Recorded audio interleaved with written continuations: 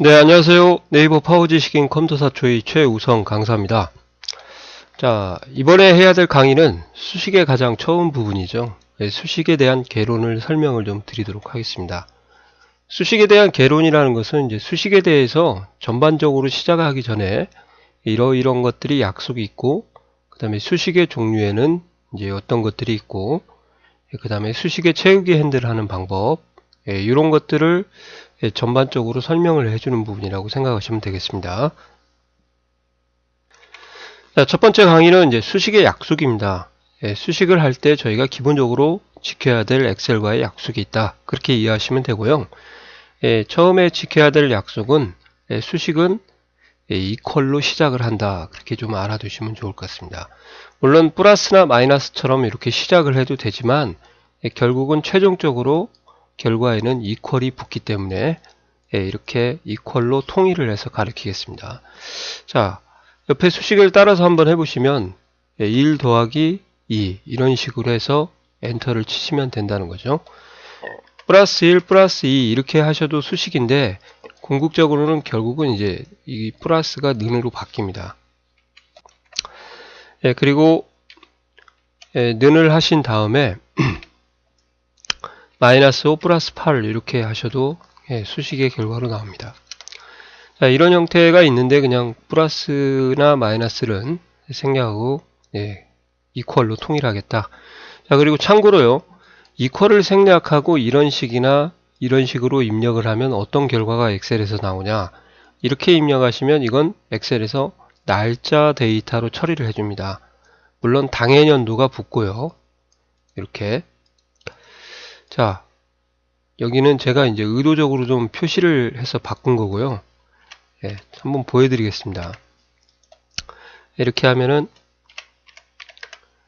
당해년도가 붙습니다. 아까 2014년에 작성해 놓은 것을 한 번도 수정을 안 해가지고 그런 거고요. 그리고 는을 생략하고 1 더하기 2를 하게 되면 그냥 문자 형태로 결과가 나온다 그 말이죠. 그래서 날짜를 입력할 때는 마이너스나 슬래시를 사용하기 때문에 이런 현상이 발생합니다. 조금 더 한 번 더 2번에서 말씀을 드릴 거예요. 그 다음에 두 번째 약속입니다. 수식에 이름 정의가 되지 않은 문자나 날짜, 시간, 이름 정의가 되어 있지 않은 문자를 입력할 때와 하고요. 날짜, 시간을 입력할 때는 직접 입력할 때는 반드시 큰 따옴표 처리를 하자 이렇게 됩니다. 자, 무슨 말이냐면 수식을 이렇게 문자의 형태를 입력을 한다 그 말이에요. 근데 이게 이름에 등록되어 있지 않은 형태다 그 말이죠. 그럴 경우는 반드시 큰 따옴표를 하자 그겁니다. 자, 이렇게 이름 정의가 되어 있지 않은 문자를 그냥 다이렉트로 입력을 해버리면 이렇게 네임올이라고 에러가 나오게 됩니다. 한번 볼까요? 그냥 제 이름을 쓰게 되면 입력이 되죠. 수식이 아니니까 는 이렇게 입력하면 이렇게 된다는 거고요. 는 큰 따옴표 열고 이렇게 하시면은 제대로 결과가 나온다는 거죠. 그리고 제가 빠르게 더블 클릭 안 하고 F2를 눌러서 셀의 내용을 보여주는 편집 상태로 돌아가는 겁니다. F2 이렇게. 그러니까 여기에 있는 수식도요. 최하고 우성을 결합시키고 싶다 하는 조금 이따 설명드릴 건데 이것도 일종의 수식인데 이런 수식을 입력할 때 너는 문자니까 큰 따옴표 처리를 하자. 자, 참고로요. 숫자를 입력하실 때는 그냥 이렇게 입력하셔도 되고요. 그냥 4라고 입력하셔도 결과는 동일하죠. 그죠? 근데 에러는 나지 않습니다. 큰 따옴표 열고 4를 하게 되면 에러는 나지 않는데 엔터를 치면은 왼쪽 정렬하기 때문에 이렇게 입력하시면 이제 문자 형태로 입력이 되어 있다. 그렇게 얘기를 합니다. 한번 더 보세요. 이렇게 하면 이제 오른쪽 정렬하기 때문에 숫자 형태고 문자 형태고 이 둘의 차이가 있게 수식에 참여할 때는 이제 차이가 있게 되는 거죠. 그렇지만 에러는 나지 않습니다. 그래서 문자만 주의를 해야 되고요. 그 다음에 여기에 있는 두 가지 수식을 한번 보여드리려고 한 것은 이것을 설명하기 위해서 그런 겁니다. 날짜.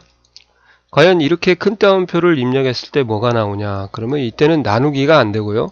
10월 5일이라는 일반 숫자 5에 해당하는 값이고요. 여기는 이렇게 10월 1일이라서 1에 해당하는 값이다. 연도가 같기 때문에 이렇게 하시면은 이제 5-1이 돼서 4가 나오는 거죠. 자, 이렇게 빼기를 하셔도 결과가 동일합니다. 그래서 이걸 보여드린 거예요. 이게 날짜가 되는구나. 근데 과연 이렇게 했을 때는 어떻게 될 것 같냐 이 말이죠.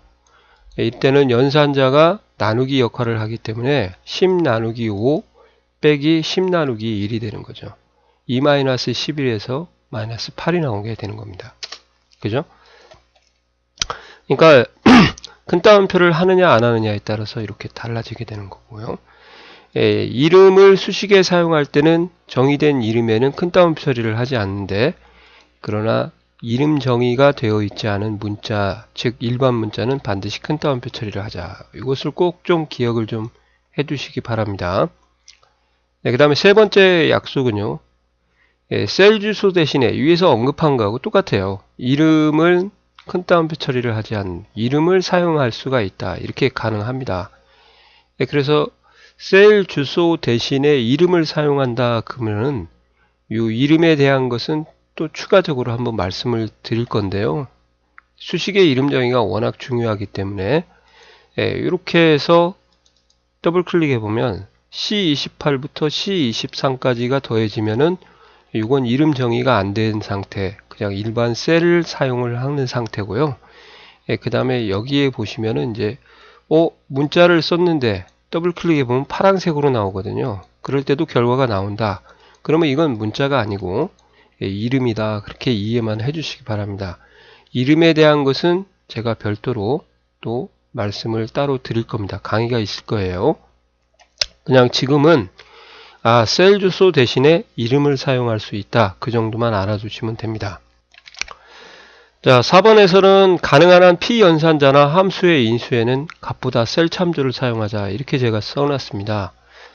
왜 그런가는 이제 또 조금 이따 다시 한번 말씀을 드릴 건데요. 예를 들어서 이렇게 판매 금액을 단가하고 판매 수량을 곱해서 계산을 하는데 계산하는 방법이 두 가지가 있어요. 자, 첫 번째는 그대로 한번 따라서 한번 해볼게요. 이렇게 직접 값을 입력하는 경우가 있습니다. 자, 얘는 셀 주소를 사용하는 애인데요. 는 하고 이렇게 곱하기 셀 주소를 마우스로 찍어 주셔도 되고 방향키로 움직이셔도 돼요. 이렇게 이런 형태의 두 가지 값은 결과가 똑같습니다. 근데 앞으로는 이렇게 하지 말고 이렇게 해주십사 하는 거죠. 그래서 지금 25,000원 곱하기 5라는 계산식을 두 개를 해봤는데요. 여기서 하나 설명을 드려야 될 것 같습니다. 25,000원 곱하기 5 이렇게 했는데 이것을 뭐라고 하죠? 저희가 연산자라 그러죠. 수식은 는으로 시작하고 이퀄로요. 그러면 25,000원과 5를 뭐라고 하냐? 이것을 우리가 연산을 당한다. 그래서 피연산자다. 그렇게 얘기를 합니다. 그러니까 피연산자에 얘는 값을 쓰게 되는 거고요.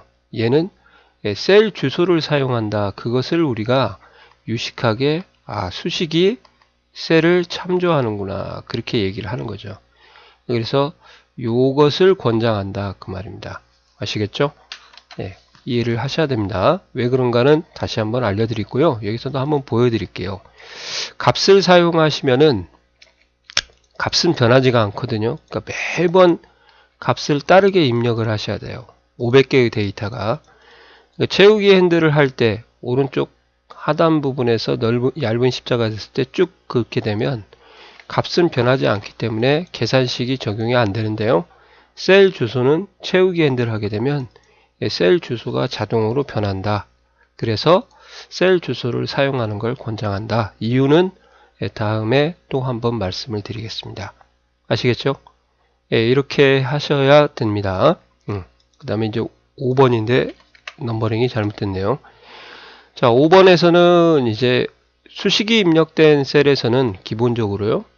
수식이 입력된 셀은 결과는 셀에 표시가 되고 수식 입력줄에 수식이 표시된다. 이것이 수식 입력줄에 수식이 표시되고 결과는 셀에 표시된다. 이게 기본적인 거예요. 항상요. 거의 대부분 이렇게 나옵니다. 근데 가끔 컨트롤하고 물결을 눌러버리면은 이게 엉뚱하게 이렇게 셀에도 이렇게 연산식이 표시가 되는 경우가 있습니다. 다시 한번 누르면 원위치가 되니까요. 이렇게 수식의 결과값이 표시되고 수식은 수식 입력줄에 표시된다. 근데 셀의 결과값과 수식 표시를 변경하는 방법은 단축키 컨트롤 물결, 이걸 왜 눌러갖고 당황하신지, 또는 이제 오피스 단추의 엑셀 옵션에 가면은 이렇게 이걸 변경하는 방법이 또 있습니다. 고급에 가셔가지고요, 쭉 내려보시면은 이 워크시트 표시 옵션이라고 해서 계산 결과 대신에 수식의 셀의 표시, 체크 해제하는 게 컨트롤 물결의 단축키하고 똑같다. 그렇게 이해하시면은 똑같을 것 같아요. 이렇게요. 물결이라고 하면은 딜트라고 하죠. 저기 1번 키 왼쪽 편에 있는 겁니다. 그것만 주의하시면 되겠습니다. 자, 이게 일반적인 수식의 약속입니다. 그러면 수식의 종류로 이제 들어가서 강의를 계속 해드리겠습니다.